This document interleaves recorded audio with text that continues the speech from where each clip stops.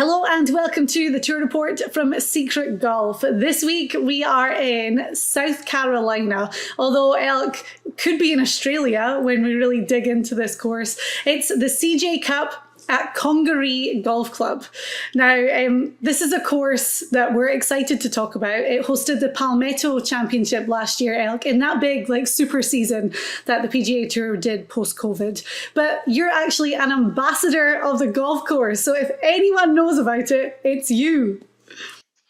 That's true. My friend Bruce Davidson, who I grew up playing golf with, he's from Scotland. As you well know, we're going to have him on this show this afternoon to talk about what's going to happen this week at Congaree. But as you can see behind you there, Diane, this whole golf course is built in the sand in South Carolina, and reminds me. And they brought in Tom Fazio to build this course, and he built it identical to what the sandbelt is in Australia, thinking about Royal Melbourne, Kingston Heath.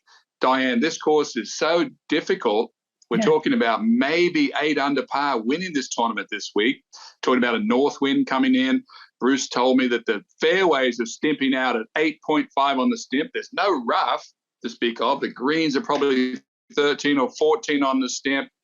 The key to this tournament this week, Diane, is will these players have enough patience, enough thinking to be able to play the angles? It's like playing a game of pool this week. The long hitters have no advantage, even though this is one of the longest courses on the scorecard. Tons of bounce. If you miss your spot, it's going to run through and go into the jungle. This is going to be a very interesting week to watch. Good.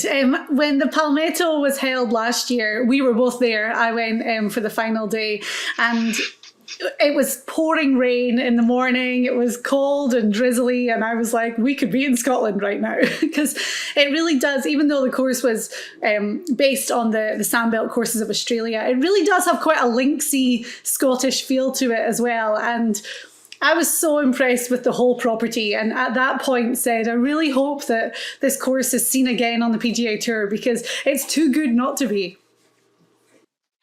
Yeah, we took a group of about 16 guys down there last year after the tournament, Diane, and the course became so difficult for the amateurs to play that literally guys were putting off the green down into these swales. There's all sorts of nuance to this Congaree golf course. Yes, the par fives are very reachable. Yes, you can score on this. I've already said that there's going to be a high score, and the reason I say that is a north wind's going to come in. The turf is very firm, so that shrinks your landing areas off the tee, shrinks your landing areas on the greens. The guys who win this week, Diane, pinpoint accuracy off the tee, pinpoint iron play, and absolute Seve Ballesteros short games. That's what we need this week, because if you do miss, I'm telling you, these balls roll down and they come around in the most disaster places to try to play your approach shots from. So bit of experience may be required, but the guys are going to have to be spot on if they're going to win this tournament. Okay, well, it's a par 71, 7,655 yards. But as you say, it's a long course, but it's going to play super firm. We have stats that we can look back on from the Palmetto Championship that was held in June, so different time of year. And obviously you've been talking about the wind as well. But the main thing was really good tee to green play, as well as greens in regulation. So that goes back to what you were saying. Greens in reg is going to be a really important stat. I've been looking at guys that have very creative short games. And I'm kicking myself because I'm like, do I pick Australian players or do I not? And there's one Australian player that I'm super on the fence about right now. But good sand play as well, because as you say, there's no rough around here. It's all sandy area. Yeah, I mean, I'll take, for example, I mean, you're correct in your thinking. The first hole at Congaree is a very narrow tee shot over a kind of a blind hill. And then your second shot is not much of a length, Diane, probably a 9 or an 8 or a wedge. But if you miss the ball on sort of 3 sides of that hole, you can't get it up and down, even if you are Seve Ballesteros. There's only sort of one place that if you've missed it, you could actually get it up and down, because the greens are tilted. And I'm telling you, this is such a interesting week, Diane, because we just don't, this time of year is more suited for the guys to be a little bit more relaxed. They're thinking about Thanksgiving. They're thinking about football and Christmas and all these different things. John Rahm, of course, is coming back from Spain. He'll be all fired up. Diane just won on a very narrow course over there. He's third Spanish Open. Will he be a favorite this week? Mm-hmm. I'll have to let you know about one of my picks on that one. But this week is so precise. When I think who could win this tournament, I used to think back to in the old days. You remember a guy named Craig Parry? Yes. He was an Australian golfer. He played so well when in Australia at Royal Melbourne. And why did he do that? He was a low hitter off the tee, played a power fade. We called him like a human bowling ball. He looked like a bowling ball, but he hit his drive like a bowling ball, a slight curve. And he knew how to play these type of firm, bouncy courses to perfection. He was 5-0 in the President's Cup there when we won in 97. He won all the tournaments in Australia down on the Sandbelt. He was unbeatable. I'm looking for that kind of player this week. We need the Craig Parry of the CJ Cup. I need the Craig Parry model. Well, the thing is, you mentioned all those other tournaments. We've got guys coming back from Japan, and the charter flight landed in Savannah in Georgia yesterday. So we've got that to think about, and I guess a bit of a time change. 78-man field, no cut event once again. And this is definitely, when you look at the fall schedule on the PGA Tour, this is definitely the elite tournament. You've got the best guys, the best field, 6 of the official world golf ranking top 10 teeing it up this week. Rory McIlroy, defending champion. CJ Cup was held in Vegas last year, and he went on to win, and obviously went on to win the FedEx Cup last season. So Rory is the overwhelming favourite, and we're going to dive into some of those big names as well. We'll do outright favourites, ones to watch, and then our dark horse picks that are over 100 to 1. Before we get into that, I want to talk about Ricky Fowler last week, Elk. We hadn't picked him. I missed him by 1 week again. 1 week, I know. And he came so close. But Ricky's in the field this week on a sponsor's exemption after holding the 54-hole lead at the CJ Cup last year. Are you seeing this real turnaround in his game? Well, we know that Ricky Fowler went back to working with Butch Harmon, and I sort of had him picked on this very show for Vegas, thinking that he'd been out in Vegas and he was going to play well at Vegas. I missed him by 1 week, Diane. It all came together 1 week later in Japan, almost won. Keegan Bradley, of course, won the tournament in the Zozo. He's been knocking on the door a ton in the last year, so it was good to see him get a win. No, I'm not surprised. I mean, we always say on the tour, Diane, on the really top players, that you're only one alignment away from being back in top form. And what does that one alignment mean? Well, it could be that the club face is slightly off, and that's throwing off 5 other alignments. Mm-hmm. Or, I'm going too far in, which is throwing off something else. So you fix one, and they all can click back in. Now, why do guys leave and go to other players? We heard we do a live show on here. We saw Brooks Koepka went back to Butch Harmon's son, CH3, and now he's back in the winner's circle. And he made an adjustment and started hitting the ball well and won straight away. So, of course, the Harmons are well known for their magic, and they're pulling these guys back into play. I'm surprised they leave. If I'm a good player and I work with basically the same coach for my whole career, I want someone that knows my swing and how to get it back quickly. I don't want to change to a new deal. Exactly. Right. Well, as you said at the start of the show, we're going to be joined by Bruce Davidson from Congaree Golf Club a little bit later on. He's going to really, the model of the club is amazing. It's a private club, but there's only 2 members, and those were the 2 guys that kind of founded it. Everyone else is an ambassador, and they have this amazing kind of charitable golf mentorship initiative that goes on with the club. So we're going to talk about that because it's a great story and too good to leave out. But let's get into our picks. So outright favourite, I'm going to let you kick it off with your big gun for the CJ Cup. Well, I told you about the Craig Parry model, and I'm looking at all these guys that are favourites up here. Rory McIlroy, of course, is playing. Does Rory McIlroy, he may hit the ball too far to play at Congaree, and that's a stupid statement, Elkington. Well, how could you ever say anyone hits the ball too far? Maybe a fraction impatient, but I'll tell you who I'm going with this week, someone who's not impatient, who just won on a very, very, very narrow course in Spain. Of course, I spoke of him a minute ago, John Rahm, who just won his 3rd Spanish Open. This course, because John Rahm curves the ball left to right, I went through it in my mind this morning thinking about how he'll tackle this course. I think he's gone through enough patience in the last week when he won. He's not trying anything out. He's not testing any equipment like maybe some of the others. John Rahm is here to win. This should suit well for him just because he's like number one in greens and reg.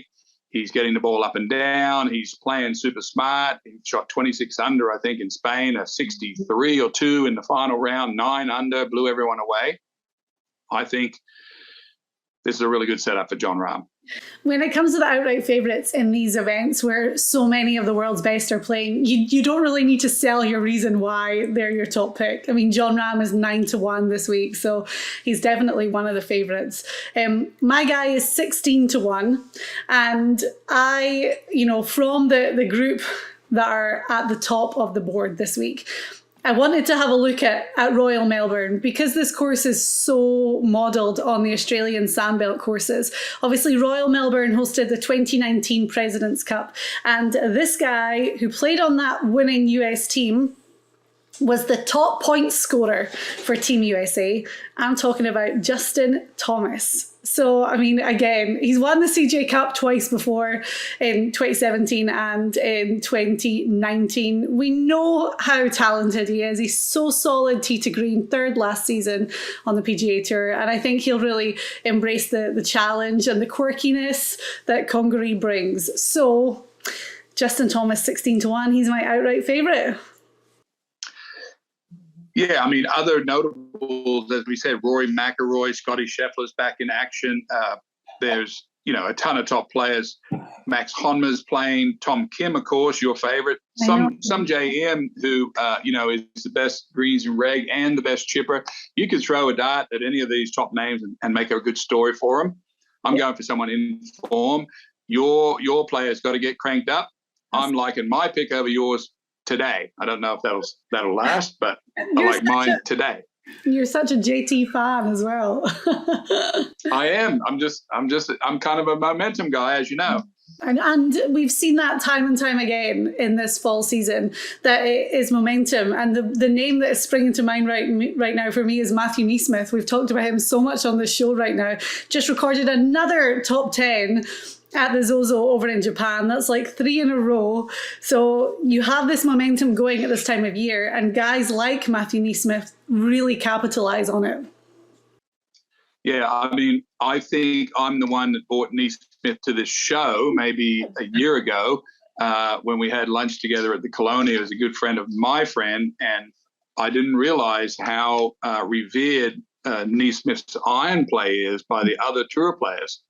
Tremendous iron player, big guy, he's had now a handful of great finishes.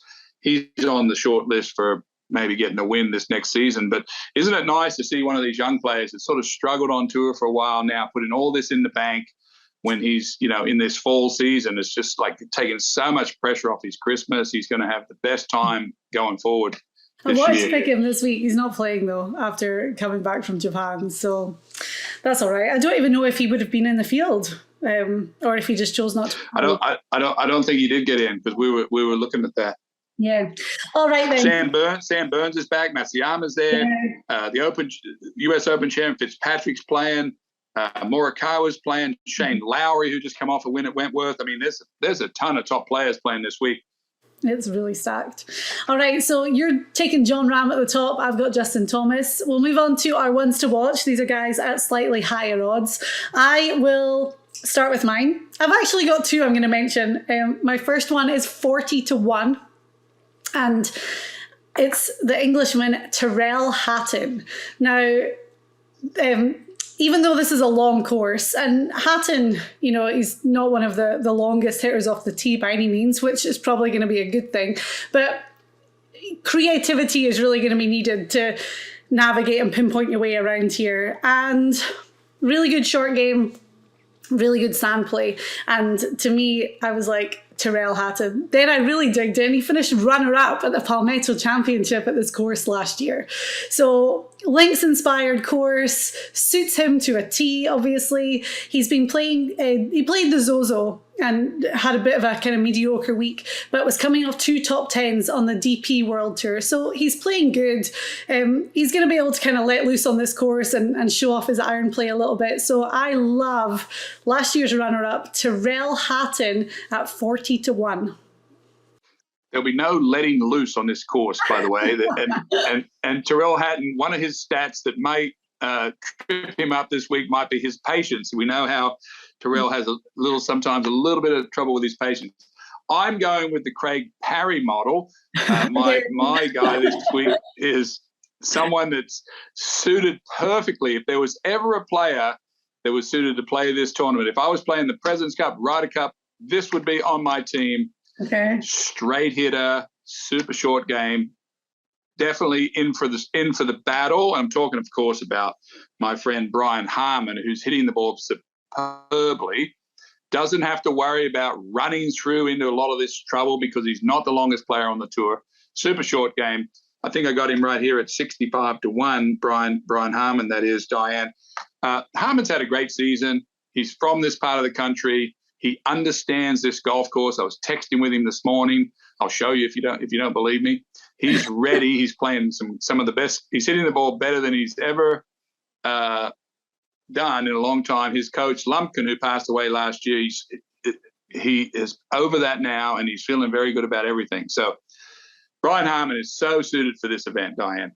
Is Harman an ambassador of the course? Because I know a lot of the Sea Island boys are. I don't think so. Okay. I don't think so. Okay. Yeah, I looked at Harman this week as well, so I like that. I've got one other name that I'm throwing into the mix because I thought we're talking about Australia so much, have to pick an Aussie. Cameron Davis at 70-1.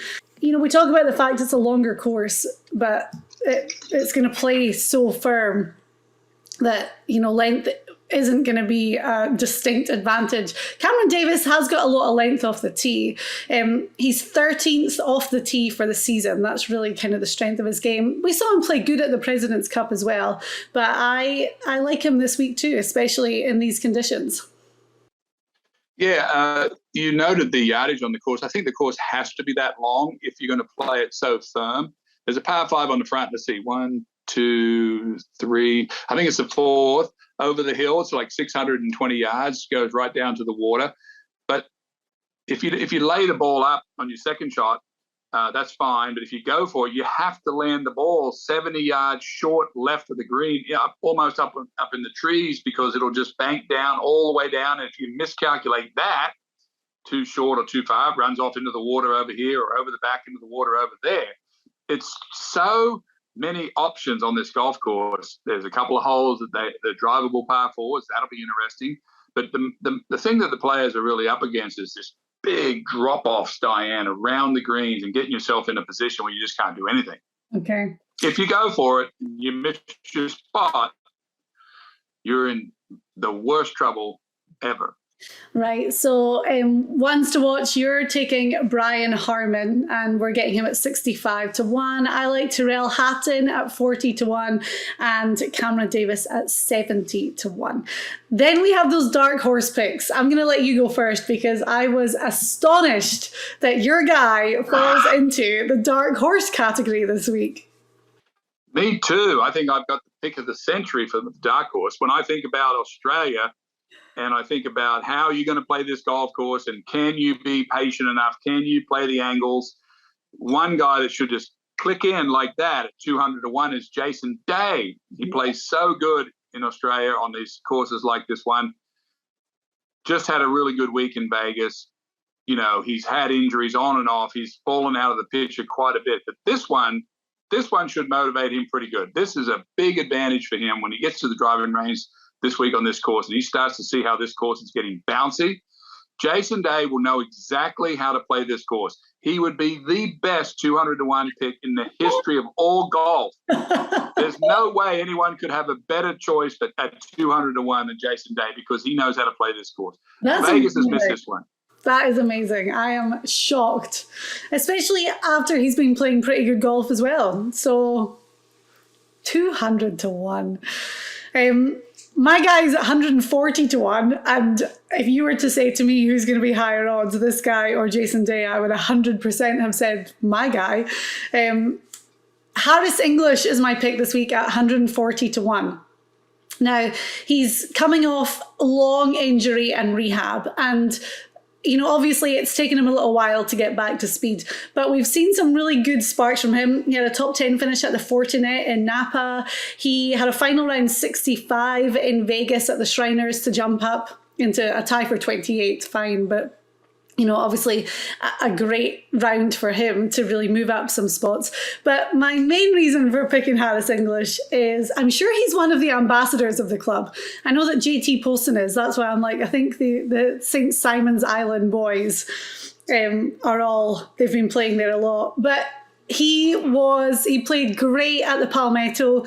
He was leading on Sunday and then derailed, shot 74 in the final round. So I think he's going to have a little bit of unfinished business around this place. And I love that to motivate him when he is seeing himself kind of return to form after the injury. So Harris English at 140 to 1 is my dark horse. Yeah, that's a good pick. Harris English was so in the picture, so much talked about before he got injured, and now it's his time to get back. It's a good chance for him playing not too far from home. When we go to play this course, Diane, normally when you're on tour, you take a couple of sleeves of balls to the caddy and give them to him. This week, they'd probably take 4 sleeves to put in the bag just in case, because you said it used to be called the Palmetto Classic. It reminded me of when you hit a ball slightly offline off the tee and you turn to your caddy and you say, "Where's that?" And you know what he says? He says it's in the Palmettos. So because these fairways are just like cement, and if you're not shaping it and catching the right slope and getting the ball running down the funnel of the fairway, in other words, if the hole is dogleg to the right and you're not shaping it down that fairway and you're going the other way, the only thing that's going to stop it is something terribly disastrous. It's just not going to stop. So It's going to be a very interesting week. I'm looking forward to seeing it. Bruce Davidson, of course, will be with us this afternoon on this to talk all about this course and all their ideas about how they built it and why they did it. When we did our SG Tour re-ranking this week, and it's all on the app, so you can go and check it out, the SG Tour app, Tom Kim came out at number 1. And I really hope that we're not kicking ourselves this time next week for not picking him. He's 28 to 1. Stats are obviously great across the board. We saw him get his second win in Vegas just a couple of weeks ago. And yeah, he ranked out at number 1. Yeah, Tom Kim's gas tank's got to be getting low, Diane. He's gone from having a great President's Cup to Vegas to win to Japan to decent. Now back here, I mean, it's, you've got to factor all this in when you make picks, right? And Tom Kim is going to be an exciting product. We're going to see him again probably in the new year, which is going to be great. But there's other guys that are rested that are well equipped for this event. Of course, you didn't mention some of your countrymen, Shane Lowry, who's having a great season, just won, Rory McIlroy. How do you think those boys are going to be able to handle this Australian-looking layout there, mate? Well, Shane Lowry, 22 to 1. Rory is the outright favourite at 6.5 to 1. I saw on Shane Lowry's social media that he's been working super hard on his game over the last few weeks and that he's feeling really confident. This could be a great course for Lowry, especially greens and reg, we've said is going to be such an important stat. Scrambling, and Lowry third right now in scrambling. Matt Fitzpatrick is another one. I'm like, do I pick Matt Fitzpatrick? And it kind of links back to one of the reasons I picked Tyrrell Hatton is that it does have such a linksy feel to it. And we know that these guys grew up playing those kind of courses. So I don't know. I mean, we haven't seen Rory play in a long time. But again, you don't need to go too deep to explain why Rory McIlroy could defend and win the CJ Cup this week. Yeah, all about putting this week, all about, if I could just drop the ball down there at 270 in every one of these fairways and let them play from there. And then if they hit about 75% of the greens, if they could from dead center, they probably would win this tournament. So it's going to be very interesting off the tee. the winner of this tournament will be the one that hit a ton of greens in reg and didn't get himself in super trouble around the greens. The guys who are going to be out of it are the ones that are going to go for cutting the corners, and they're going to miss, and they're going to go through and make doubles and triples, and they're going to be out of the tournament straight away. So very patient week, this one, Diane. It could be 8 under, could win this tournament. I talked about at the top. That puts you at even par, maybe 1 under at the cut. Cut's going to be high. You got to get yourself in there after 2 days and get hot on the weekend, but you don't have to go for everything. Well, if we're going to find out about Congaree, there's only one man we can really talk to. We said that Elk is one of the ambassadors there, but we're going one better, Elk. I'm sorry. We're joined by Bruce Davidson, who's the director of golf up at Congaree Golf Club. And Bruce, a fellow Scotsman, we're definitely outnumbering the Aussie today. Yes, we are. We are. Thanks for having me on. You'll be excited for this week. Big week for you guys. Oh, it's terrific. I mean, we were excited enough with the Palmetto Championship last year, and then I thought we'd sort of close that book for a while. And then when we were asked to do the event in springtime, obviously we were excited to do it. And when CJ Corporation decided that this was the course they wanted to host it, we've been working hard since then. So we had a little bit longer than 72 days this time around, but not much. Well, that's great. We were both up at, obviously he's been to the club a lot, and I was at the Palmetto, and it would have been such a waste if the course wasn't used for another PGA Tour event. And, you know, obviously this one being the biggest of the fall season, you've got a tremendous field playing this week. You know, it would have been terrible for you guys not to be back hosting an event. Well, I'm glad you think so. I'm glad the PGA Tour thought so also. When we built and designed this golf course with Tom Fazio, we always said, Mr. Freakin said he wanted to have host a major championship one day. Mm-hmm. So hopefully we're getting closer to that goal. But this is indeed an elite field. It's a big tournament. And I was just out watching the guys today. So, I mean, anytime you can go and jump around and be so close to Rory McIlroy, that you can hear him say 7 or 6, or Tommy Fleetwood's right there, and Harry English and Matsuyama just said hello to him. I mean, it's unbelievable. It's a golf fan's dream this week, because our property is designed, as you know, to walk, and you can get very, very close to them the way the course lays out. I don't think there's another property like it. Yeah, well, Elk, we know you're a big fan.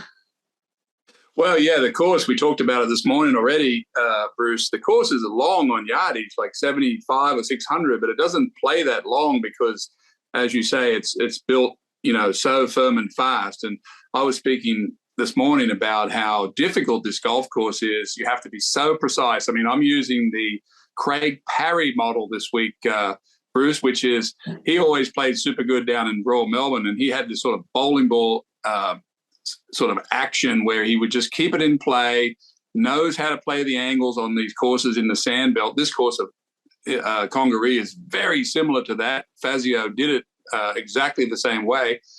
Disaster everywhere around the greens, Bruce. What is it going to take for these guys to control this? I feel like the long hitters do not have the advantage this week at Congaree because it's so firm and the ball will run away from them and go into trouble.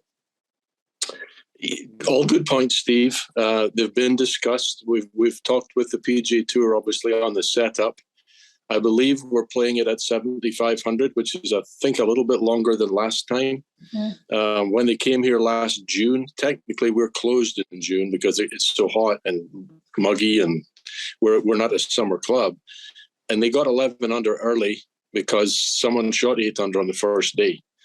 And we were all a bit concerned that a really low score would win because the course didn't play like she normally does. But it firmed up at the weekend, and 11 under ended up winning. I actually don't think, and of course, you can't legislate against Rory, and these guys are so good, as you know. I don't think double digits. I don't think they get to double digits this time around. Mm-hmm. The fairways were stimping this morning nearly at 9. The fairways were stimping at 9. And the PGA Tour are desperate for us to try and slow the greens down a little bit, truth to be told.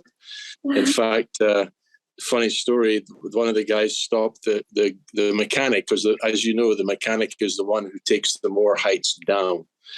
And he said to the mechanic, what heights are you guys cutting the greens at? And he says, no habla. And he speaks perfect English. So, I mean, so good. I think the players have enjoyed them. The players that I've talked to so far, I mean, the best players in the world are here. And you have to test the best players in the world. And it's not a course where you're going to miss an iron or a hybrid or anything else you get on with and expect it to hold the green. It's just not going to. There's still a little moisture in the green. So I went out today and watched some guys play, and there were pitch marks, which we don't see here often. But when that cold snap comes in tomorrow, I'll bet you it's hard to hold the greens, even for some of these guys. And, you know, they've all been effusive. I always felt, Steve, that the best players like the course harder because it separates their skill sets even more from the rest of the field. So I see a Rory or a Scheffler or a Spieth or a Rahm or a Fleetwood or one of those guys that can play the angles, because you can't just hit it in the middle of the fairway. Sometimes that's not good enough. If it pins on the left, for example, on number one, you want to be kind of short right so you have a chance to stop it on the green. So obviously different if it's right or left. It's a second shot golf course, and you've got to have your best short game to get around here. Okay. Yeah, I'm really keen to see the course. As I said on the show this morning, I took a bunch of guys up there and played it. They had so much trouble around the greens for this. As you say, you don't have any rough at Congaree at all. It's just basically two cuts, right? It's the fairway and the greens and tees. That's it. What is it like, Bruce, to set up a course for the tour? What do they ask you to do, and what's it been like for your staff? A lot of people don't have any idea what it's like to I know how hectic it is, but why don't you tell us? Well, it's slightly different. We just reopened after the summertime. So what it put pressure on us, two things. We redesigned the 14th hole. It was Mr. Friedkin's idea, actually, and it's turned out beautifully, the par 3. So whereas the tee was on the left, we took the tee and moved it down into the marsh. So it sort of plays more straight on, and that tree's in the way now. The yardage is maybe reduced from 263 to 252 from the tip, something like that. Don't know if they're going to play that tee. But we really didn't have to do anything else other than make sure that our agronomic program was adhered to, because every summer we rip the grass up, take it right down to the nub and sand it and verticut it and sand it and phrase mow it and sand it and throw more sand on it. To whereas when we start off the season, there's no grain because it'll always grow toward the setting sun. And when you have a grass with that tight weave that Tiff Grand has, if you're not careful with it, if you overwater it, which I've seen at other places, then grain. And if you miss the grain, you're chipping into the grain. It's a nightmare. We don't like that. So we were blessed with basically the 3 months that we were closed anyway. We did all of that, and it's turned out I've never seen a golf course, and I know I'm paid by the owner, but I have never seen a golf course, not Augusta National, not Pine Valley, not anywhere, not Seminole, with all respect to those great hallowed places. These guys have never seen grass in this condition, and that's what they're all saying. It's amazing. The superintendent does an amazing job. And that's coming from a Scotsman as well. We love it. Yeah, it's true. Well, it has one of the great atmospheres, Congaree does. It's surrounded by old, beautiful ancient oak trees and beautiful architecture down in there. Can you tell us, Bruce, what was the original property at Congaree when it gives it all that quaintness? If you're lucky enough to ever go to Congaree, it's like going back into a Sidney Sheldon novel or something, walking around the grounds there.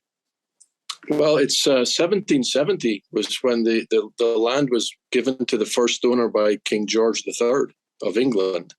So it was a plantation back in the day, and then it was a hunting estate. Still is. We still do quail hunting, and the previous owners just logged pines and hunted quail. And so everything that was here, we maintained all the buildings, as you said, beautiful old buildings. Remodeled the main house, and then we added cabins and a clubhouse and everything else that you need to a club, but in the style that they look like they've been here as long as the other ones. So it's a very sort of southern charm. Buildings are great. We have 42 beds for ambassadors and their guests when they come in, and it's a kind of a small functional clubhouse. It's not a big fancy deal. Because it's all about the golf course. It's the guys come in, hunt quail, play golf, and leave, and they love it. And the oak trees on the property as well. When I was there last year for the Palmetto, a lot of the oak trees had been moved, hadn't they? It was, someone had told me a story about it and we were all like gobsmacked at how they had managed to move these enormous oak trees. Well, actually, the one company that you want to do it is a company in Houston, and they did the one on 18 at Pebble Beach too. Oh. And they're expert at it, and it's amazing to watch. It's almost a TV show in itself. Mm. But when we felled all the poor pines, and we really just were very careful felling trees, we didn't want to damage any live oaks. We kept coming across in the forest these unbelievably beautiful live oaks, some of which were, I think we moved one that was nearly 200 years old. And unfortunately, that's the only one we lost. It was a huge tree on 8, and that's the only one that we lost of the 85 that we moved. So what we did is we put the buildings in where we wanted them, and then we moved the trees. And when we built the golf course, we put the trees where we thought they would have most impression on the way the golf hole was played. So 85 live oaks were moved, yes. That's incredible. Let's talk about the mission of the club, because you guys, you have 2 members, and those are the 2 founders of the club, and then you have these ambassadors. So it's a private club, but it's not like someone can come in and pay to join and become a member, because it's so much more than that. Tell us about the kind of mission behind Congaree. Well, it was Mr. Freakin's vision shared by the late Bob McNair, so now we only have 1 member, unfortunately, because, of course, Mr. McNair passed away in 2018, but our ambassadors are invited on an annual basis. I think everybody in the golf world knows that committees of 1 tend to work better than multi-person committees. We have 1 owner, and what Mr. Freakin says goes, and that's the best way to run a club. As Jackie Burke would attest, I think, Elk. And so what we do is no initiation fee here, just pay dues, but the ambassadors are encouraged to make a donation to Congaree Foundation, which is 501c3. It's run in Houston. We now have a nice young man called Ben Grandy, who's taken over as executive director of that foundation. I stepped down after 7 or 8 years de facto doing it. And, between the ambassadors and everybody else, we've raised a lot of money for our charity. And we have many signature programs, one of which, Global Golf Initiative. I think Steve and I might have been Congaree kids, because, we both came from working class backgrounds. Mm-hmm. We both got to this country because, he was superb with golf. I was decent. And we were both educated because of our ability to play sport. And there are kids all around the world who might want to go to college in America, but they don't have a clue how to do it. Don't know how to get in. Don't know how to pay for it. They've maybe never had anybody in their family go to college before. So we unearth these kids, all of our ambassadors, all of our professional ambassadors like Elk, the International Golf Federation countries, every first tee chapter in America, they all get to nominate a kid. So we put 500 nomination letters out a year, and we normally get about 100, and then we sift through. And last year we had 36, and this year coming up, we're going to have 48 kids come in for that preparatory week. 2 weeks in America at Congaree, and then we're doing it at Archerfield Golf Links now in Scotland. So the Europeans and the Africans and whoever else don't have to travel so far.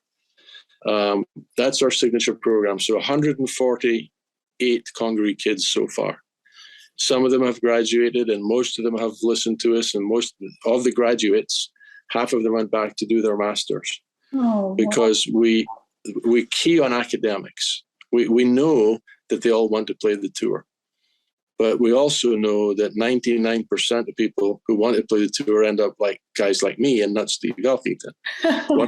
1% of NCAA Division I golfers go on to play the tour. I always say I wanted to be savvy. I just wasn't good enough. I didn't turn pro to be me. But, or your brother, for example, there aren't many make it. So we harp on about how important an education is. And so far it's working, because most of our kids are graduating with degrees, and it'll be full circle when one day one of them becomes an ambassador. That's what we know. I think that we've done right. Well, you've always been doing things for junior golf, Bruce. I mean, you and I were together in college. you were at River Oaks under the great Dick Harmon. Now you're on a new initiative. But all those years when we used to go over and visit you in Scotland with Tom Weiskopf, I remember, he and I flew up to do exhibitions for you guys with your juniors. You flew juniors to champions for all those years. I was involved in a lot of your stuff, and it's great. And now you've got your own course to host all this, and that's even better. And now you got all the best players. Interestingly, you kept naming Rory and Lowry and Fleetwood. These are all foreigners. I mean, where's the Aussies, mate? I mean, Jason Day's there, mate. Diane had one of the pick. Cam Davis is there, mate. Yeah. Mate, come on, mate. Well, I watched Jason Day. He came early. He was one of the first here. Him and Spieth were early here. And I watched Jason Day, and I'll tell you what, he's putting very, very well. I watched him play 5 or 6 holes.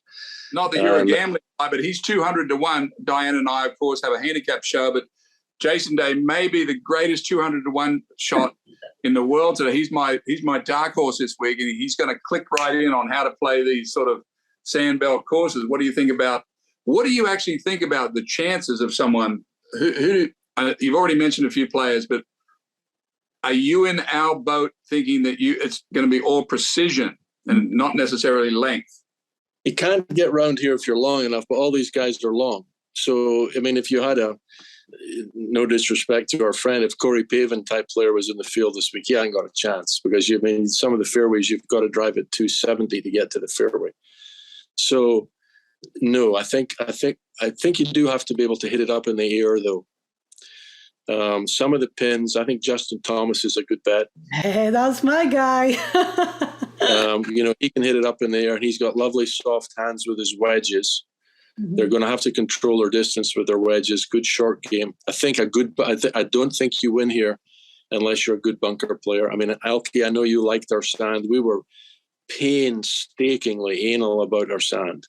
We hybrided it, and we hit thousands of bunker shots, John and I, until we got a sand of the consistency that we have. And Billy Horschel said to me last night, I love the bunker sand. He said, I plugged a wedge on 18. He said, but you should plug a wedge if you miss the green. And that was our principle. Jackie Burke always told me a bunker's a hazard. It's not supposed to be easy. But the way the sand is here, you have to be able to spin the ball to a tight pin. Jason Day's bunker play is unbelievable. So is Jordan Spieth. So is Scotty Scheffler. But here's a guy I think will be a dark horse, Shane Lowry. I was about to say, when you're talking about short game and bunker, you have to know the criteria. You've got to be a dark horse, Bruce. You've got to be 100 to 1. Lowry's about 15 to 1, mate. Come on. Well, I still think he's a good bet because he can flight it down, as we all know. And he can do your Craig Parry bowling ball. He keeps it in play and he flights it down. He's got beautiful soft hands around the greens.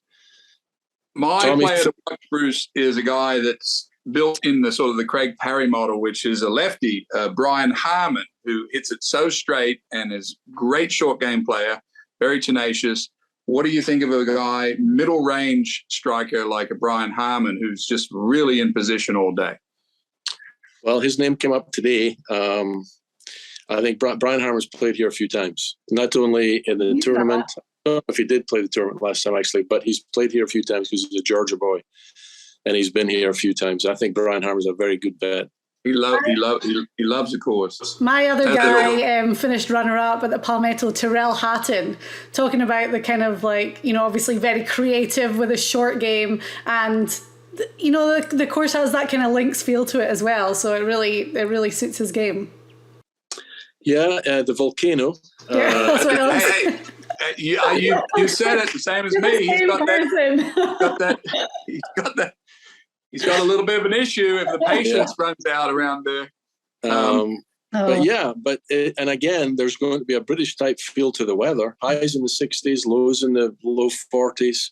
Those guys are used to playing in that, when it gets cold and miserable.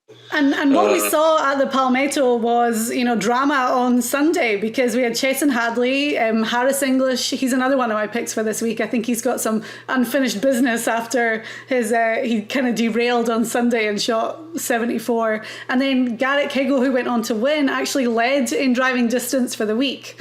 And he was up there top 3 greens and reg and tee to green. So I thought that was a very interesting model to look at as well. Yeah, Harris is here. I watched him play. Played with Rory today in the practice round in Gary Woodland. Harris is swinging beautifully. I mean, who doesn't like the way?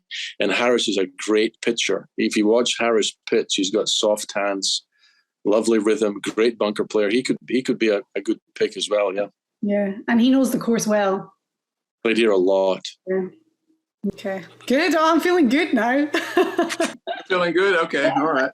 Oh, we haven't talked about your Elk's tipping John Ram to do it. That's his outright fave.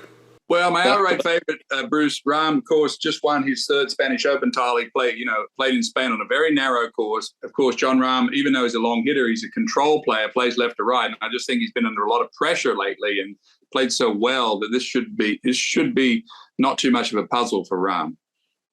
Well, we haven't talked, obviously, until today, but that was my pick too. In fact, I told him at breakfast this morning that he was my pick. And he said, I don't tell him. And I said, mate, this course is perfect for you. Yeah. You're shallow.